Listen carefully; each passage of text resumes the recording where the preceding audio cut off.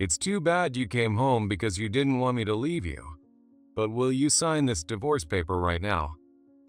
I had undergone a transplant surgery to save Zoe's life, spent about a month in the hospital, and finally returned home.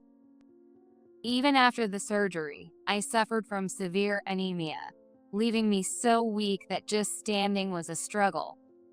And yet, Eric, like a heartless demon, shoved the divorce papers straight against my chest. I glared at him, disgusted by the filthy, pathetic version of the man I had once admired. I'm Olivia. I just turned 30 last month, but I'm still working as hard as I did in my 20s. Since I started my career, I've been completely dedicated to my job, steadily building my track record. Now, as a mid-level employee, I've been entrusted with training several new hires. I've always had a strong sense of justice, and no matter who I'm dealing with, I treat them as equals. If something is wrong, I feel the need to say so outright. I just can't let things slide. While many of my former colleagues left the company to get married, I kept climbing the career ladder. I'm sure there were plenty of people who resented me for it, especially some of my senior managers, who didn't like seeing a woman in her 20s get promoted. They didn't hold back, using their position as a shield to throw cruel words straight at me. If you keep acting all high and mighty at work, you're gonna miss your chance to get married. But hey, you've got it good. You can work as much as you want, and when you get tired of it, just get married and have someone take care of you. I always thought I was mentally strong enough to handle things like that. But when you're hit with that kind of malice head on, it still stings. Before I knew it, I was 28, battling through workplace challenges.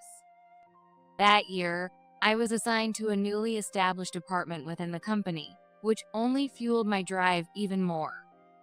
From what I heard, the department was assembling a team for a new project, specifically scouting employees with proven track records. I shut down the managers who had constantly belittled me with nothing but my skills, proving that my hard work had never been in vain. At that moment, I felt unstoppable. But then, something happened that would change my life forever. That was when I met my future husband, Eric, who had been transferred to the newly established department. Eric was 5 years older than me and had originally worked in sales at our company. He is tall and effortlessly stylish in a suit with a gentle and handsome face. His polished, clean-cut appearance and bright, friendly smile made him popular, not just among the female employees, but also with colleagues and even managers. I was one of the many who secretly admired him, but at the time, I was more passionate about my career than romance. So I chose to see him strictly as a work partner. Work quickly became more hectic than I had anticipated, and for the first time since joining the company, I was completely drained every single day. Struggling to coordinate with my clients, I found myself constantly apologizing, and my stress started wearing me down. Even the usual snide remarks from my manager, which I could normally brush off, started hitting harder. I was so overwhelmed that I ended up crying alone in a bathroom stall one day. That's when Eric noticed something was wrong before anyone else did. Even though he had his own heavy workload, he stayed late to help me with mine. I felt guilty for relying on him, but at the same time, I couldn't help but appreciate his support. I had always believed that I needed to handle everything on my own, but working with Eric taught me that doing everything solo wasn't always the right approach. As we worked together, we started grabbing drinks after work, and our bond naturally grew stronger. As we grew closer, our conversations became more personal, and I found out that Eric had been through a divorce after his ex-wife cheated on him. He was now raising his daughter, Zoe, on his own. I felt terrible when I realized I had unknowingly kept him working late when his daughter was still just a grade schooler. Zoe is only 10, but she can cook for herself and wakes up on her own to get to school. I do feel bad for leaving her alone so much, but she's really independent, almost like a little life. Eric gave a sad smile. Seeing that vulnerable side of him for the first time stirred something in me. From that moment on, I started seeing him not just as a colleague, but as a man. The first thing I decided was that I couldn't keep burdening him. I became even more diligent at work, doing everything I could to minimize overtime. I also made an effort to help him whenever I could, making sure he could leave early to spend more time with Zoe. I honestly wanted to go out for drinks with him like we used to, calling it a cheers to hard work night. But I couldn't bring myself to take away his time from Zoe, who was still in grade school. In the end, my sense of restraint won over my selfish desire. Over time, Eric's attitude toward me changed. He started letting his guard down, confiding in me in ways he didn't with anyone else. I've never had this much support, both physically and emotionally. I've been able to spend more time with Zoe too. Olivia, I really appreciate everything you've done for me. When work finally settled down and we went to a bar, he told me that, and before I knew it, I blurted out a confession in the heat of the moment. He gently turned me down at the time, but once I had let my feelings out, I couldn't hold them back. I kept pursuing him relentlessly. About a month after my first confession, Eric finally gave in, and we officially started dating. A year into our relationship, we got married, but my parents had strongly opposed it multiple times before that. It's not about him, but this is your first marriage. And he has a daughter in elementary school. She's about to enter a tough age. Are you sure you can handle all? That's what my mom said, while my dad just gave me a complicated look. Since my parents had an arranged marriage at 18, they seemed uneasy about Eric being divorced with a child.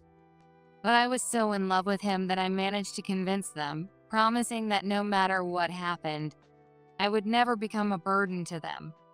And so, we finally made it to the finish line.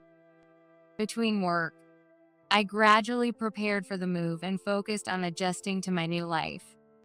After we got married, I started spending weekends at Eric's house, making an effort to bond with Zoe. I tried playing the games Eric told me she liked, and I even cooked her favorite meals, but her reaction was lukewarm at best. She went along with it, but barely spoke when we were together, and as soon as we were done, she would immediately retreat to her room. She's shy and quiet, so maybe she's just nervous. Eric said with a chuckle, but I felt like that wasn't the case. For someone who was supposedly nervous, she looked me straight in the eyes when she spoke. Rather than being shy, she just seemed uninterested. Looking through old photo albums and framed pictures, I saw plenty of photos of her smiling brightly, surrounded by her friends. She didn't seem like a quiet or withdrawn child at all. I was frustrated that Zoe wouldn't open up to me, but I decided I just had to wait and give her time. Then, something terrible happened. One weekend, as usual, I was at Eric's house preparing dinner when I suddenly heard a loud thud from upstairs. Eric was in the shower, so I immediately stopped what I was doing and rushed upstairs. There, in the hallway, I found Zoe collapsed on the floor. Zoe. I instinctively reached out to shake Zoe, but then I realized that calling an ambulance was the priority. With trembling hands, I dialed 911. Fortunately, the ambulance arrived in less than 5 minutes. As Eric stood there in shock, still unaware of what had happened, Zoe was taken away. I asked him to drive us to the hospital, and once we got there, I sat anxiously in the waiting area, shaking as I waited for her to come out of the treatment room. I had no idea how much time had passed, but by the time I looked outside, the sky was already completely dark. A nurse guided us in, and we listened as the doctor explained the situation. I was so shaken that I could barely understand what he was saying, but I managed to grasp the key points. Zoe had a genetic condition, and the only way to treat it was through a transplant. As part of the preparation for the procedure, the doctor wanted to test both Eric and me. We agreed without hesitation. The next day, the doctor called me directly and told me that my organs were a likely match for Zoe. I had always thought I was prepared to go through with a transplant if it ever came to that. But when I was actually faced with the reality, fear of the surgery and doubts about whether I could really save Zoe consumed me. When I told Eric, his expression darkened. If this increases Zoe's chances even a little, I know it's a lot to ask, but I'd really like you to do it. I wish I could take your place instead. If I could switch places with you, I'd do it in a heartbeat. But if you're the only one who can save her, please, consider it. His voice was strained, and he looked like he was on the verge of tears. That was the moment I made up my mind. I called the hospital and scheduled the surgery right then. It was about a month after our procedures when I was finally able to see Zoe again. Her body had successfully accepted the organ I had donated. Because she was young, her recovery had been quick. On the other hand, I struggled with severe anemia for a while and had to use a wheelchair around the hospital. Eric, who had been visiting me after work, was worried. You still look pale. Have you been feeling like this the whole time? Not exactly. To be honest, even the doctors hadn't given me much reassurance. But with both Eric and Zoe waiting for me to come home, I didn't want to say anything that would make them worry. Still, there were days when I felt completely drained, and sometimes the medication left me unable to hold a proper conversation. The longer I stayed in the hospital, the more restless I became, constantly thinking about work and home. I just wanted to get discharged as soon as possible. In the end, I was finally allowed to leave the hospital a few days after Zoe. Holding back my excitement, I headed home. Since it was a weekday afternoon, I called a taxi so I wouldn't trouble Eric. While I had been in the hospital, he had finished all the remaining moving arrangements. Starting today, the three of us would officially begin our new life together. I wonder what kind of expression Zoe will have when she sees me. I felt a little guilty for thinking this way, but I hoped this experience would bring us closer. As I thought about what meals I could cook for Eric and Zoe once I was well enough to handle housework again, I had arrived home. I thanked the driver and steadied myself as I stepped out, still feeling a little unsteady on my feet. The moment I walked in, I immediately sensed something was off. Unread newspapers were piled up near the entrance, with postcards, envelopes, and junk mail scattered carelessly on top. Garbage bags filled with food scraps were thrown on the floor, and the entry mat was flipped over, left in a mess. Just looking at the entrance, I was speechless at how unkempt everything was. I told myself that maybe Eric had been too busy with work and didn't have his energy to clean up. But that thought was completely shattered the moment I stepped into the living room, where I stood frozen. Empty food containers with leftover crumbs were scattered across the floor. The trash can was overflowing with wine bottles, and there was a foul smell, as if something had been spilled and left untouched. The floor was sticky. I wasn't a clean freak, but the sight in front of me was unbearable. My head started pounding. Oh, you're back. I turned around and locked eyes with Eric, who was sitting on the couch, its cover stained all over. He was wearing a wrinkled, sweat-stained t-shirt that looked like he had been in it for days. What's going on? Where's Zoe? And what about work? I took the day off to wait for you because I was worried. And now you're gonna start nagging me the second you get home. I could smell alcohol on him, and his words were sharp. If you were so worried, why didn't you come pick me up? The thought reached my lips, but I swallowed it back. He was already irritated. I didn't want to provoke him further. I'm not trying to lecture you. I just want to know what happened. This happened because you took your sweet time in the hospital. And Zoe, after all the times I went to visit her, she kept acting like a brat. It pissed me off. She's probably still locked up in her room. Eric had never spoken badly about Zoe before, so I was stunned.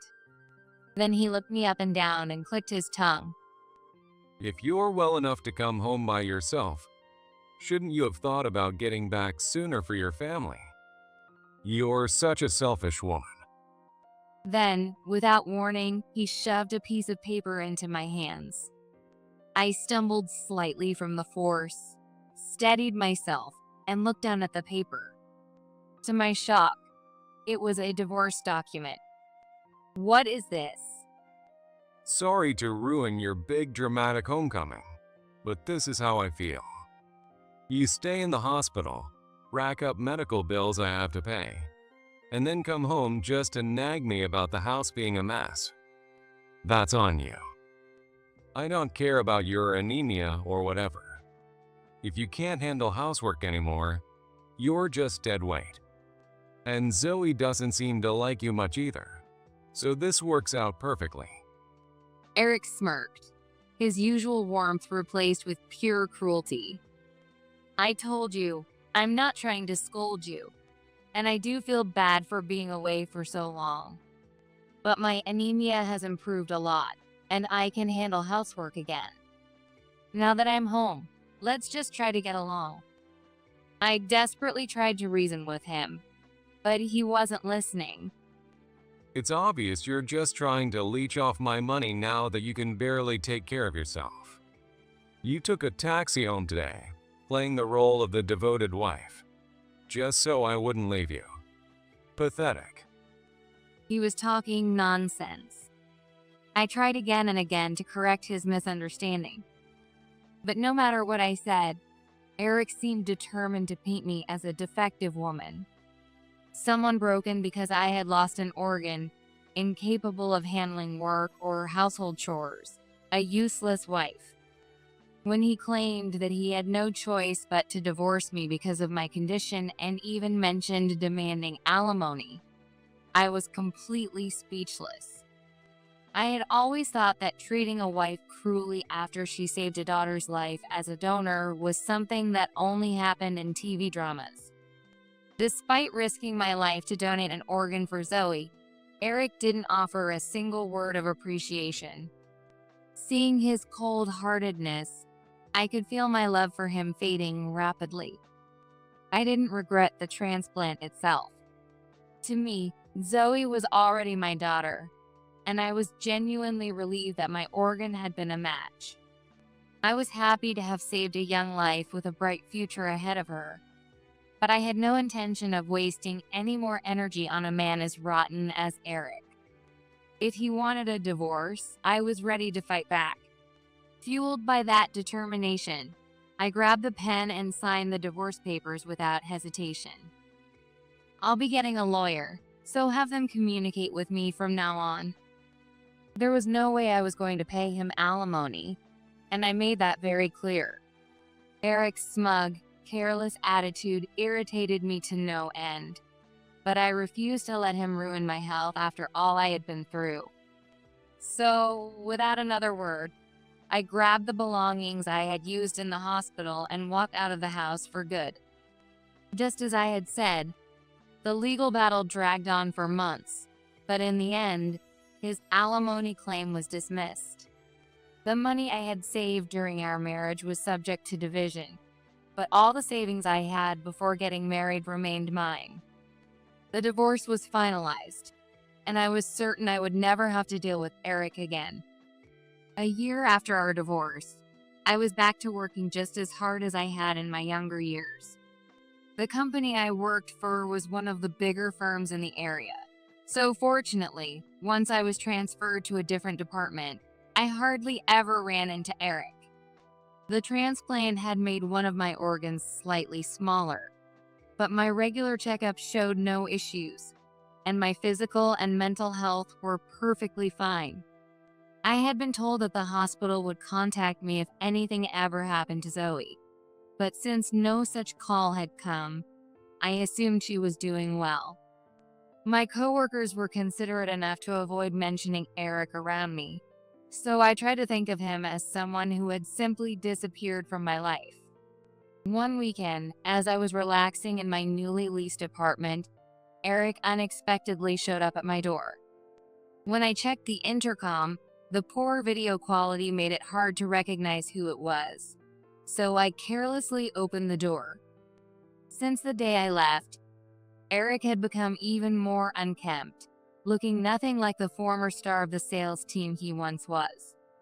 The sight of him made my skin crawl, but since it was daytime and there were people around, I kept my voice as low as possible. "What are you doing here? We agreed a year ago that we'd never see each other again. I've been getting updates about Zoe from the hospital, so I have no reason to talk to you." I spoke coldly, but to my surprise, Eric smiled gently. I even asked someone from your department to find out where you were. How's your health? I heard you went back to work a while ago, so I was worried. Things were hectic back then, and I was under a lot of stress. That's why I was harsh on you. I had no choice. It was all to support you. You understand that, right? Now, I think we could build a better relationship. Why don't we give it another shot? It was as if he had utterly erased everything that happened. His attitude had made a complete difference. He didn't seem to pick up on my clear rejection, and the fact that our conversation wasn't even making sense anymore only made the situation feel even more unsettling. Even though my face had gone pale, Eric kept talking as if he didn't notice, or didn't care.